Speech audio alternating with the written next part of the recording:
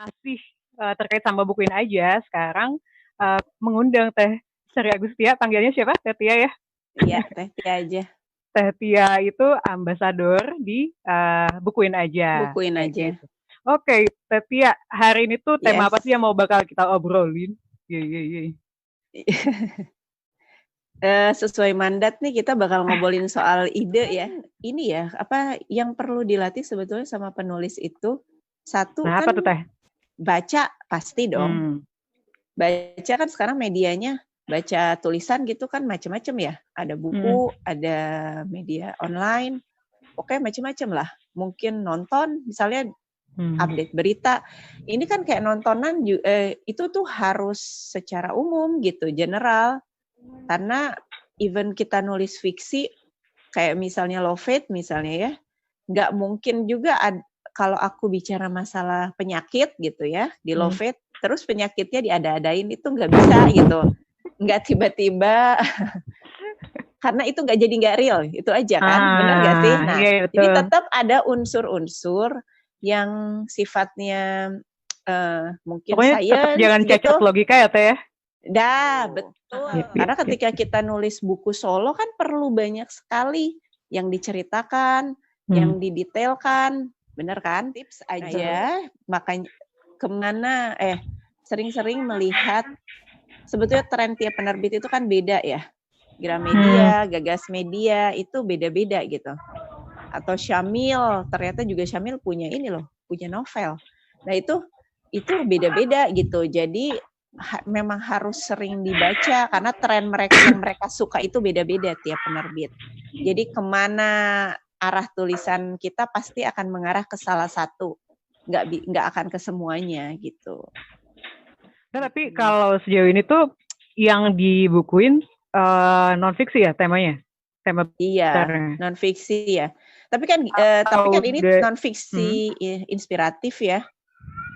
Maksudnya ketika kita ngomongin, ketika kita menceritakan, ada sedikit drama juga ya kalau kata aku. Ya bisa ada dramanya kan. Ya, tapi memang ini based on cerita nyata gitu. Dan mengenai opini si penulis. Tapi kan gak hanya selalu penulis yang punya ide, maksudnya punya pengalaman.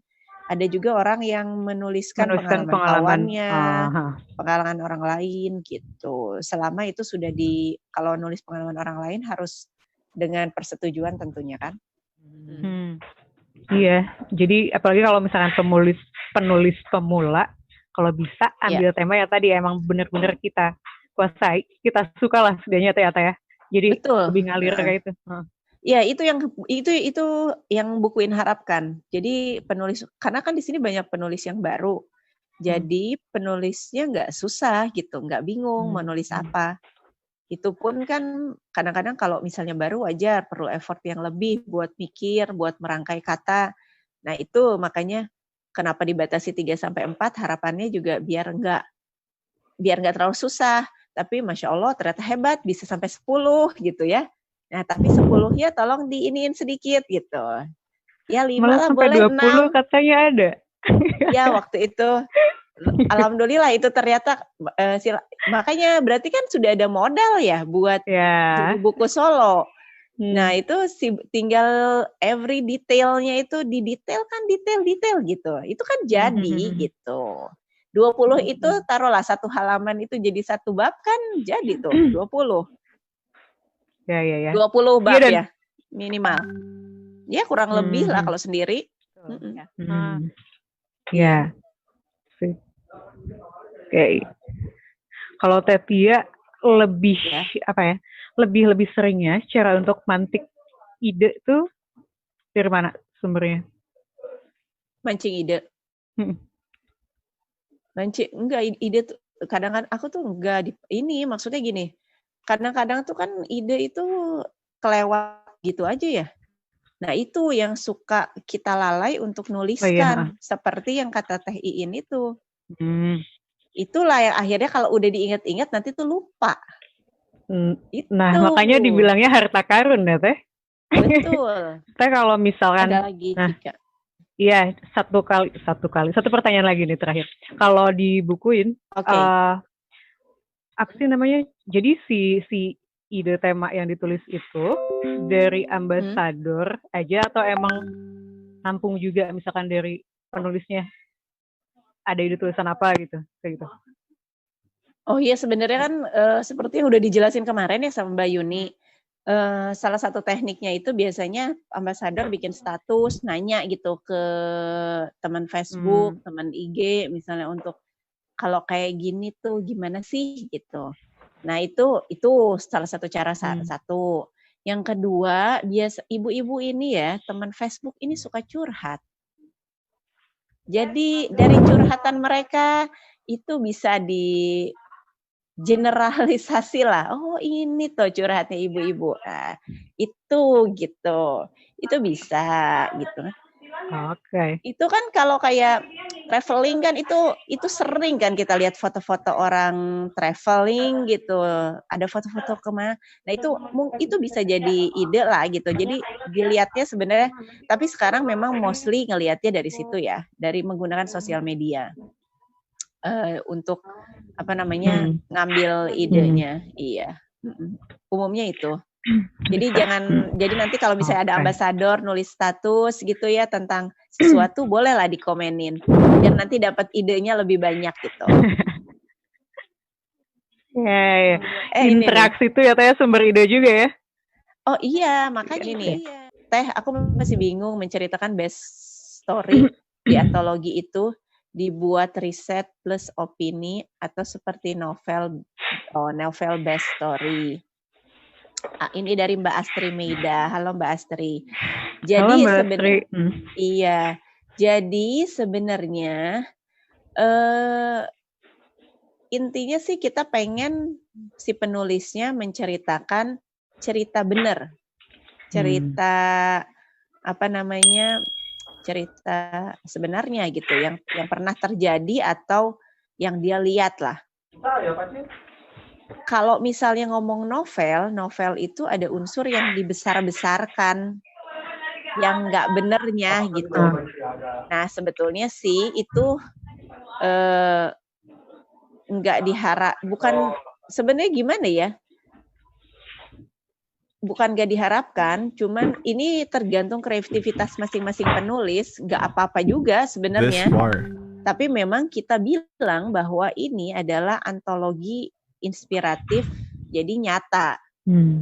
Jadi kalau nyata, harusnya tidak ada unsur yang bohongan gitu. Rekayasa, karena ini kan,